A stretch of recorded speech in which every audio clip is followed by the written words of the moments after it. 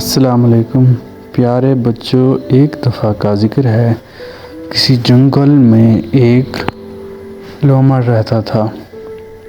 وہ بہت زیادہ بھوکا اور پیاسا تھا۔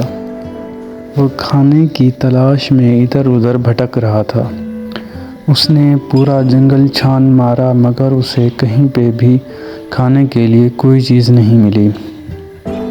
وہ تھک ہار کر ایک جگہ پہنچا تو اس نے دیکھا کہ انگور کے گچھے لٹک رہے ہیں۔ اس نے جب پکے ہوئے انگوروں کو دیکھا تو وہ دل ہی دل میں بہت زیادہ خوش ہوا۔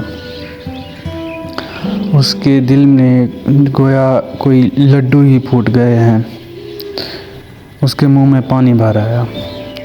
اس نے انگور کے گچھے توڑنے کے لیے چھلانگ لگائی مگر کیونکہ انگور کے گچھے کافی اوپر لٹک رہے تھے جس کی وجہ سے اس کا قد وہاں تک نہ پہنچ سکا۔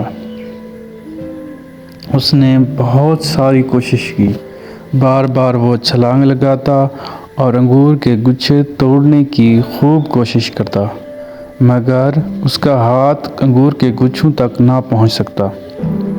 اس طرح کافی دیر کوشش کرنے کے بعد آخر کار وہ تھک ہار گیا۔